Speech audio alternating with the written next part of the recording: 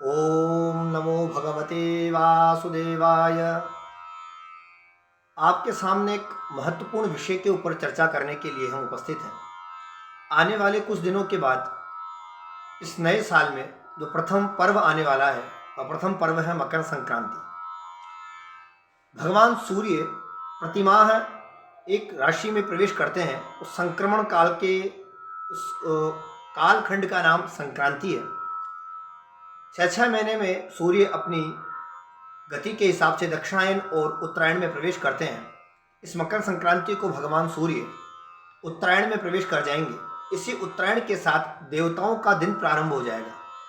देवताओं के दिन का प्रारंभ होने के साथ ही पृथ्वी लोक पर सभी मनुष्य देवताओं के निमित्त दान करते हैं, तीर्थ स्नान करते हैं, तीर्थों में जाते हैं और अपनी श्रद्धा के हिसाब से, अपनी शक्ति के हिसाब से बहुत सारा पुण्य कमाने के लिए दान पुण्य, जानवरों को घास खिलाना, गायों को चारा खिलाना, कबूतरों को दाना डालना, ब्राह्मणों को दान देना, बहन बेटियों को दान देना, निर्बल व्यक्तियों को दान देना इत्यादि कई कृत्य करते रहते हैं। परंतु इस समय समाज में एक घोर विकृति आ गई है कि हर मनुष्य देखता है कि हम दान करें तो कैसे करें, लेकिन शास्त्र कहता है कि शास्त्र की विधि से ही दान करना चाहिए। जो शास्त्र को छोड़ करके और अन्य विधि से दान आदि करता है वह दान किसी भी काम का नहीं रहता है। आजकल मकर संक्रांति पे लोग 14 सामान कलपते हैं जो कि शास्त्र के विधान में कहीं नहीं है, क्योंकि 12 महीने की 12 संक्रांतियां होती है और भारतीय परंपरा में वैसे तो कोई भी अंक अशुभ नहीं होता है, लेकिन एक एक संक्रांति का एक एक सामान लेने के बाद यह 12 अंक में आ जाता है।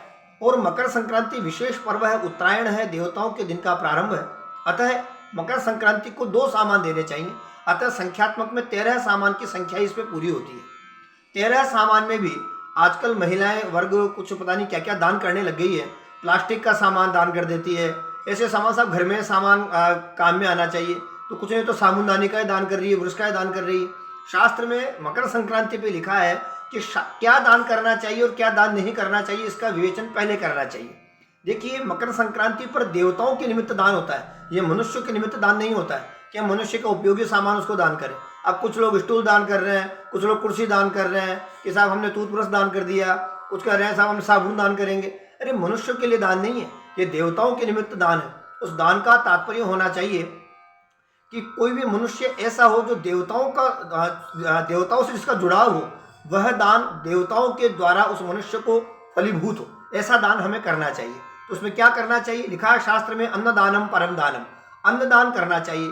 और संक्रांति के दिन लिखा है घी का, चावल और मूंग का विशेष महत्व, इस सामग्री का दान करना चाहिए।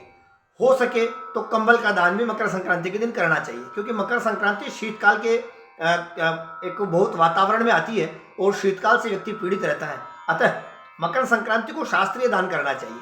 फिर शास्त्र में लिखा है कि मकर संक्रांति को कैसे दान करना चाहिए। तो वैसे तो शास्त्र कहता है कि 12 संक्रांतियों पे दान होना चाहिए, परंतु 12 संक्रांतियों पे कई बार हमें ज्ञान नहीं रहता कि संक्रांति कब आ जाती है, या किसी ज्ञान के अभाव में हम ये नहीं जान पाते हैं कि संक्रांति कब निकल गई।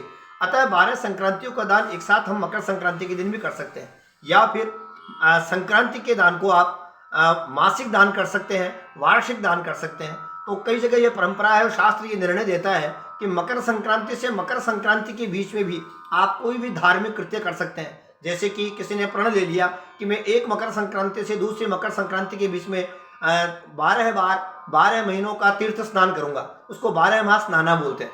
तो वो 12 बार मकर संक्रांति से लेकर मकर संक्रांति के बीच में स्नान करता है। इसी प्रकार मैं विविध वस्तुओं का दान करूंगा, तो शास्त्र में 100 सेरियों का दान का वर्णन है। 100 प्रकार की वस्तुओं का दान करना चाहिए, और वह भी एक साथ नहीं करना चाहिए, क्योंकि जिस ऋतु में जो सामान आता है, तो अगर आप एक साथ दान कर देंगे तो वर्षा ऋतु का दान कैसे करेंगे, एकादशी का दान कैसे करेंगे, ग्रीष्मकालीन दान कैसे करेंगे? जो फल सब्जियां गर्मी में, बरसात में, सर्दी में अलग अलग आती हैं, उनका दान आप कैसे करेंगे? इसलिए अलग अलग महीनों में अलग अलग दान करने चाहिए। इसी प्रकार में 1000 पकवान का दान करने का विधान है।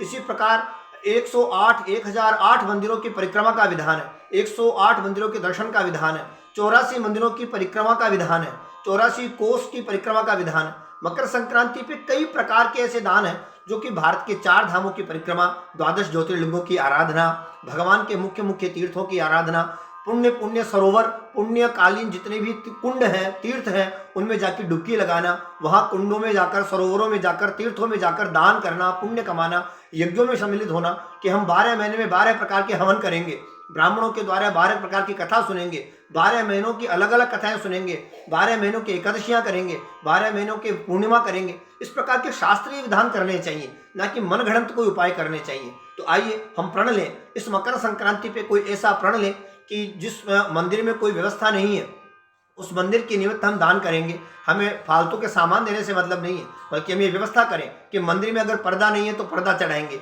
लाइट नहीं है तो लाइट लगवाएंगे, चूना नहीं है तो चूना करवाएंगे, प्लास्टर करवाएंगे, रंग रोगन करवाएंगे, घी बत्ती की व्यवस्था करेंगे।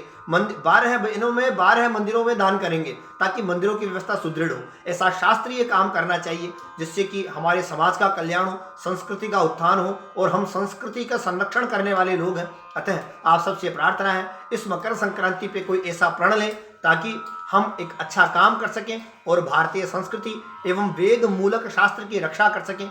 हम सभी को मकर संक्रांति पे ऐसा ही प्रण करना चाहिए। आप सभी को मकर संक्रांति पर्व की हार्दिक शुभकामनाएं।